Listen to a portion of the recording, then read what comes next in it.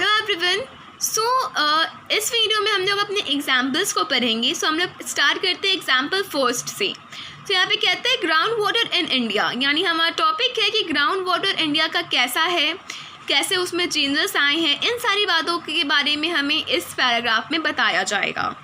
Recent evidence suggested that the groundwater is under serious threat of overuse in many parts of the country.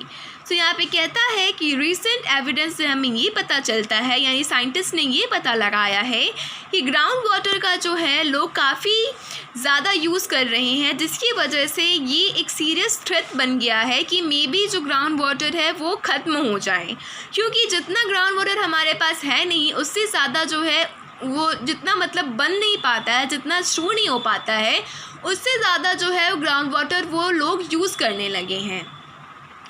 About 300 districts have reported a water level decline of over 4 meters during the past 20 years.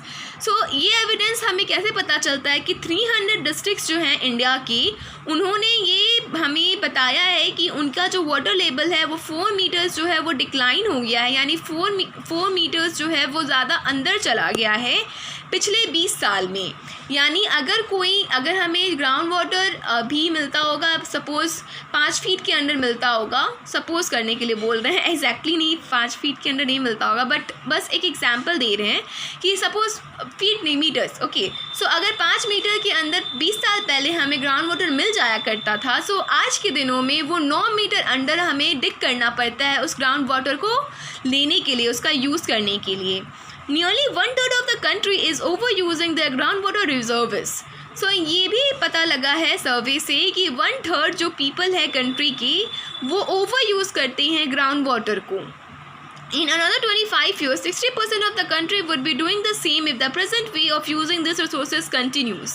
So अगर हम ऐसे ही use करते रहें अपने ground water को, तो आने वाले 25 सालों में 60% लोग जो है इसी वे में, मतलब वो भी जो है यही हैबिट अडॉप्ट कर लेंगे, यानी ओवर यूज़, ग्राउंड वाटर का ओवर यूज़ करने का जो हैबिट है वो अडॉप्ट कर लेंगे। Ground water over use is particularly found in the agriculture purposes region in Punjab and western UP. So यहाँ पे कहता है कि जो ओवर यूज़ होता है ग्राउंड वाटर का वो मेनली पंजाब और वेस्टर्न यूपी में होता है, क्योंकि वहाँ पे एग्रीकल्चर पर्पसेस के लिए ये जो ग्राउंड वाटर है वो काफ़ी ज़्यादा यूज़ होता है। Hard rock plateaus, areas of central and south India, some coastal areas and the rapidly growing urban settlements.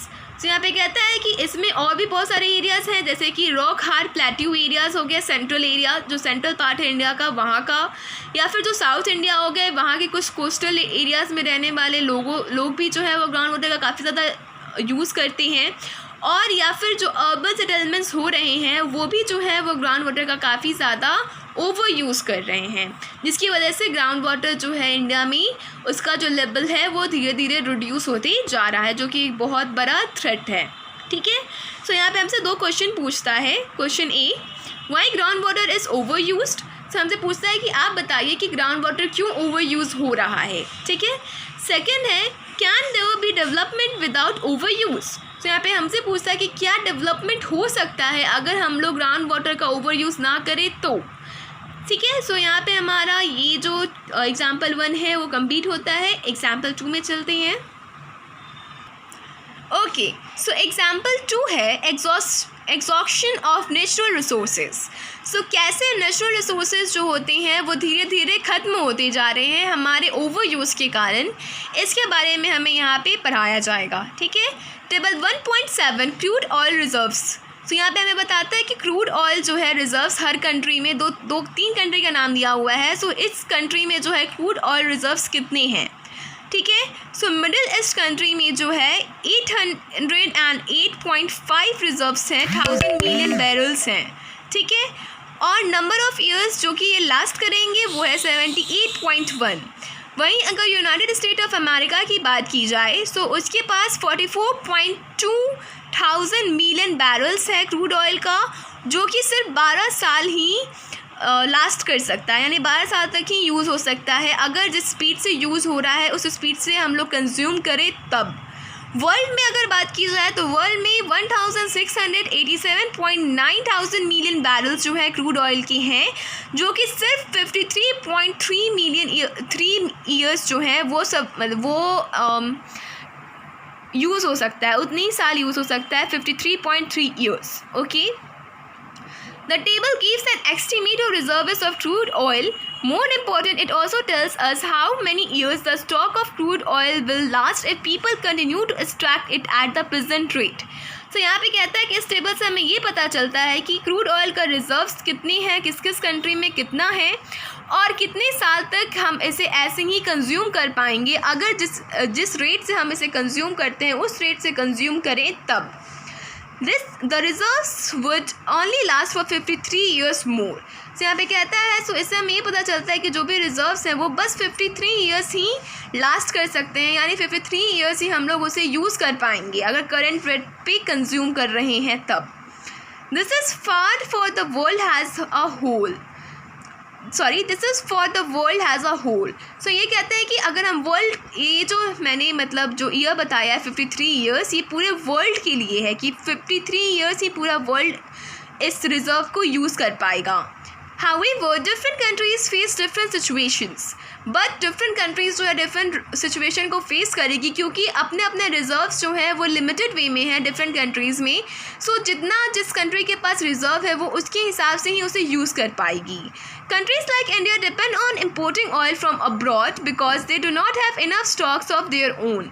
तो यहाँ पे कहता है कि अगर कंट्री लाइक इंडिया की बात की जाए, सो इंडिया जो है वो अब्रॉड से ऑयल को इम्पोर्ट करता है, यानी बाहर से ऑयल को ख़रीद कर अपने कंट्री में यूज़ करता है, क्योंकि हमारे पास जो है काफ़ी ज़्यादा स्टॉक नहीं है ऑयल का. If prices of oil increases, this become a burden for everyone. So इसीलिए अगर जो प्राइस है ऑयल का वो बढ़ता है, सो ये सबके लिए बर्डन हो जाएगा, यानी हर एक कंट्री के मेंबर के लिए बर्डन हो जाएगा कि वो ऑयल कैसे यूज़ करेंगे, कैसे खरीदेंगे और कैसे उसका यूज़ करेंगे. There are countries like USA which have low reserves and hence want to secure oil through military or economic power. तो यहाँ पे कहते हैं कि जो ऐसे कंट्रीज़ लाइक USA जो जिनके पास अभी काफ़ी ज़्यादा कम रिसोर्सेज हैं, सो वो जो है अपने रिसोर्सेज को बचा रहे हैं ताकि वो फ्यूचर में उसका यूज़ कर सके. The question of sustainability of development raised many fundamentally new issues about the nature and the process of development. तो जो सस्टेनेबिलिटी का जो क्वेश्चन है, डेवलपमेंट का जो क्वेश्चन है, वो काफ़ी ज़्यादा इशू को क्रिएट करता है कि नेचर में और कैसे प्रोसेस होगा डेवलपमेंट का, कैसे हम लोग अपने कंट्री को डेवलप कर पाएंगे, उसके लिए काफ़ी ज़्यादा क्वेश्चन खड़ा करता है. यहाँ पे भी हमसे 2 क्वेश्चन पूछे गए हैं. सो पहला क्वेश्चन है, is crude oil essential for the development process in a country? Discuss. तो यहाँ पे पूछा जाता है हमसे कि क्रूड ऑयल जो है हमारे कंट्री के डेवलपमेंट के लिए एसेंशियल है, कैसे, इसके बारे में डिस्कस करना है. एंड सेकेंड क्वेश्चन है, India has to import crude oil, what problems do you anticipate for the country looking at the above situation? So यहाँ पे कहता है कि इंडिया जो है उसे इम्पोर्ट करना पड़ता है क्रूड ऑयल को. सो आपको क्या लगता है कि आने वाले फ्यूचर में कैसे सारे प्रॉब्लम जो है इंडिया जैसे कंट्री जो कि इम्पोर्ट करते हैं क्रूड ऑयल को, उनको फेस करना पड़ेगा, कैसी सारी प्रॉब्लम्स उन्हें फेस करनी पड़ेंगी, उनके बारे में आपको यहाँ पे पूछ रहा है और आपको उसका आंसर देना है. ठीक है. सो आप इसे अपने रफ कॉपी में कर सकते हो अपनी नॉलेज को एनहेंस करने के लिए, थिंकिंग पावर को इंक्रीज़ करने के लिए. सो यहाँ पे हम देखते हैं कि हमारा चैप्टर कंप्लीट होता है फाइनली. जो 2 हमारा एग्जाम्पल था वो भी कंप्लीट होता है. आई होप कि आपको चैप्टर समझ में आया हो. बट अगर आपको कोई टॉपिक समझ में ना आया हो सो आप उसे कमेंट बॉक्स में कमेंट कर सकते हैं. नेक्स्ट वीडियो में मैं उस टॉपिक को ट्राई करूँगी कि एक बेटर वे में समझाऊँ ताकि आपको समझ में आ सके. ठीक है. सो नेक्स्ट वीडियो जो हम अब चैप्टर स्टार्ट करेंगे वो हमारा इंग्लिश का होगा. ठीक है. सो हम लोग यहाँ पे अपना वीडियो को स्टॉप करते हैं. Thank you.